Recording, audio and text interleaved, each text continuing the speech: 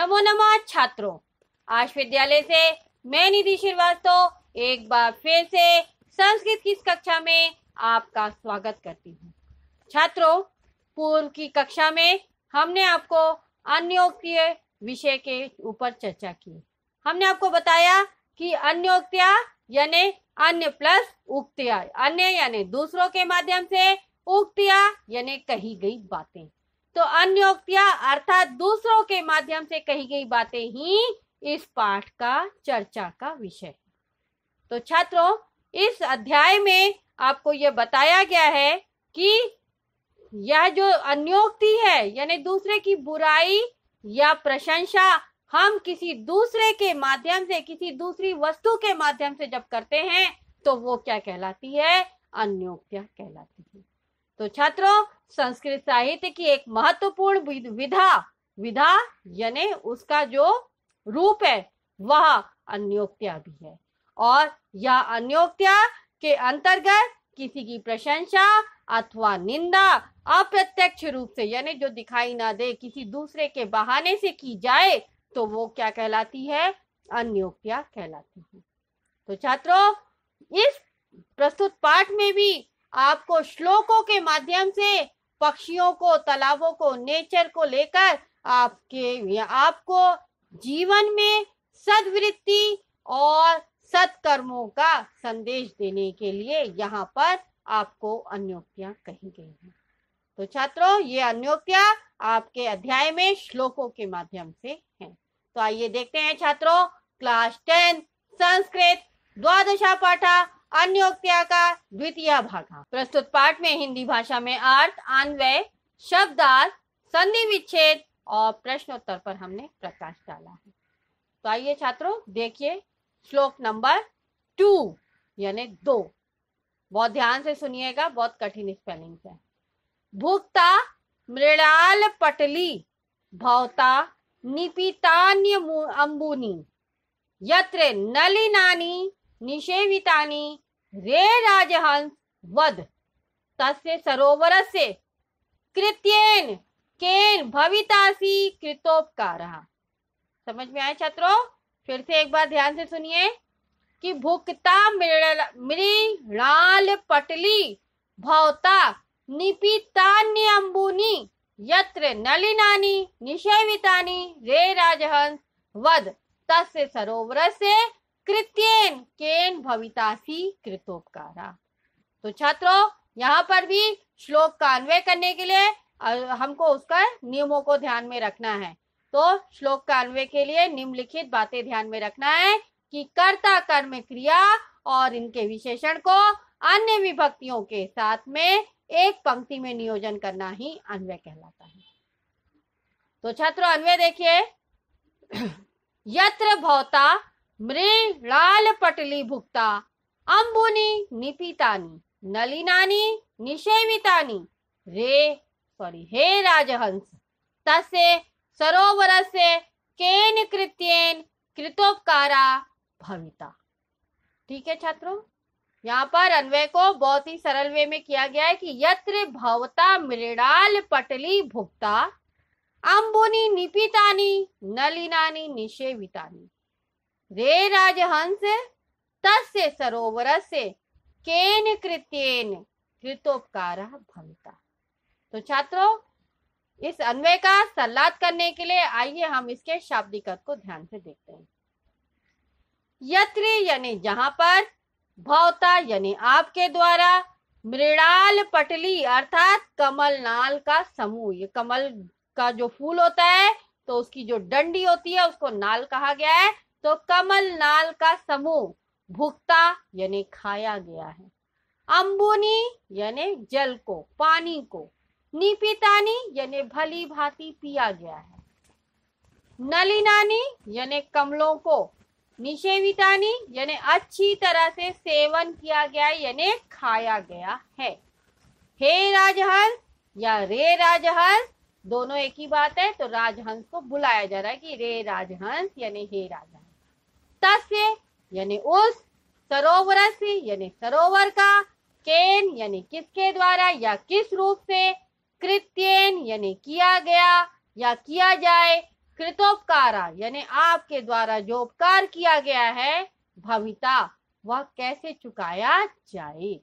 ठीक है, तो छात्रों क्या बोला जा रहा है कि यत्र भवता मृणाल पटली भुक्ता, यानी जहां पर, हे राजहंस, जहां पर आपके द्वारा कमल नाल का समूह खाया गया है, अम्बुनी निपितानी यानी जल को यानी पानी को अच्छी तरह से पिया गया है, और नलिनानी निषेवितानी और कमलों को खाया गया है।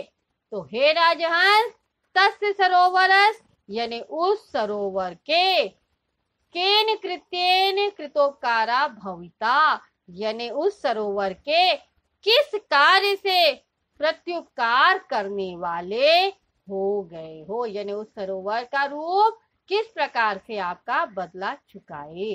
क्यों? क्योंकि वो तो बहुत सुंदरता आपके आगमन से ही पा गया है, तो अब उस सुंदरता का बदला वो किस प्रकार से चुकाने योग्य हो पाए, इसके लिए वो बोल रहा है।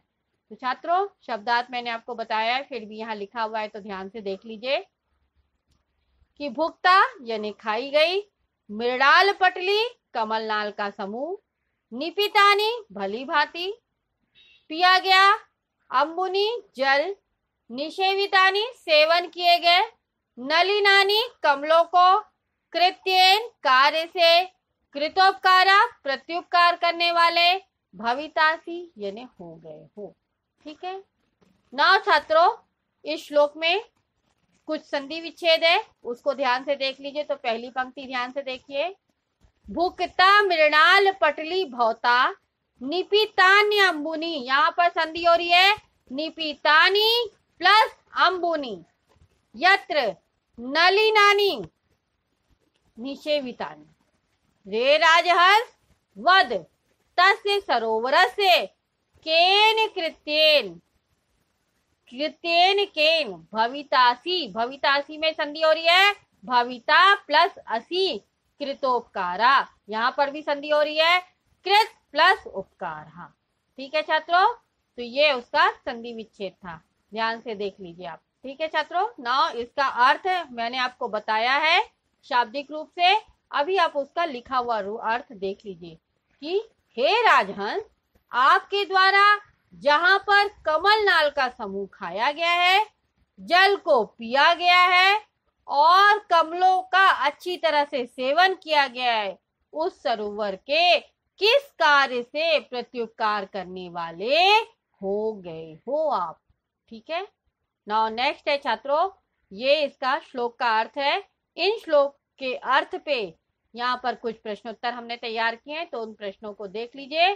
प्रश्नोत्तर छात्रों आपके 3 प्रकार के हैं, एक पदेनुत्तरत, पूर्ण वाक्यानुत्तरत और निर्देशानुसारम। तो छात्रों एक पदेनुत्तरत देखिए, पहला, राजहंसेन कानी निषेवितानी, यानी राजहंस के द्वारा किसको अच्छी तरह से सेवन किया गया, किसका, नलिनानी यानी कमलों का। फिर नेक्स्ट है, राजहंसेन किम भुक्ता, यानी राजहंस ने क्या खाया है, मृणाल पटली, यानी मृणाल पटली अर्थात कमल नाल को, यानी कमल की नाल को। नेक्स्ट वन है पूर्ण वाक्यानुत्तरत, यानी फुल सेंटेंस में। तो पहला क्वेश्चन देखिए, कवि कम कृतोपकारः कथयति, यानी कवि किसका प्रत्युपकार करने को कहता है, यानी बदला लेने को कहता है, एहसान। तो उत्तर है छात्रों, कवि सरोवरम त्यक्तुम तत्परः राजहंसम कृतोपकारः कथयति, यानी कवि सरोवर त्यक्तुम यानी सरोवर को छोड़ने के लिए, तत्परा यानी तैयार, राजहंसम यानी राजहंस को, कृतोपकारः कथयति यानी बदला लेने के लिए कहता है। ठीक है, तो कवि सरोवरम त्यक्तुम तत्परः राजहंसम, यानी कवि सरोवर को छोड़कर जाने के लिए तैयार राजहंस को प्रत्युपकार के लिए कहता है। ना छात्रों निर्देशानुसारम उचितम उत्तर देख लीजिए। पहला, श्लोके संबोधन पदम किम अस्ति, यानी श्लोक में संबोधन का पद कौन सा है, यानी शब्द कौन सा है। तो जिसमें एक्सक्लेमेटरी मार्क्स लगता है वही छात्रों संबोधन पद होता है। तो यहाँ पर कहाँ लगा है श्लोक में? रे राजहंसः। तो रे राजहंस में हम लोग एक्सक्लेमेटरी मार्क्स लगा के यह क्या है? इति संबोधनम पदम अस्ति। 9 सेकंड देखिए, भौता इति सर्वनाम पदम कस्मै प्रयुक्त, यानी भौता या सर्वनाम पद किसके लिए प्रयोग किया गया है? तो आंसर क्या है? राजहंसाय। तो राजहंसाय इति पदे प्रयुक्तम। ठीक है छात्रों, इसी प्रश्न के साथ यह अंश यहाँ पर समाप्त होता है। छात्रों, आज के इस अंश में आपने पढ़ा कि अन्योक्ति के माध्यम से कि एक राजहंस है जो कि जहां पर जिस तालाब में बैठा था तो उस तालाब को छोड़ के जाने के लिए तत्पर हो रहा है। तो कवि कह रहे हैं कि आपका एहसान हम लोग कैसे चुकाएं, यानी तालाब वो कैसे उसका एहसान चुकाए। तो उसके लिए वो बता रहा है कि आपके द्वारा जिस तालाब में बैठकर कमलनाल को खाया गया और अच्छी तरह से जल को सेवन किया गया और कमलों का भली भांति सेवन किया गया, तो उस सरोवर के किस कार्य से, यानी वो सरोवर आपके लिए ऐसा कौन सा कार्य करे जिससे कि वह उससे आपका बदला चुका जाए। ठीक है, तो छात्रों इसी के साथ यह अंश यहाँ पर समाप्त होता है। आज के इस अंश में अगर आपको कोई भी डाउट है तो आप आश विद्यालय के ऐप्स को लाइक करके क्वेरी में जाकर अपना डाउट पूछ सकते हैं। मैं आपका जवाब जल्द से जल्द दूंगी। तब तक के लिए धन्यवाद छात्रों। नमो नमः।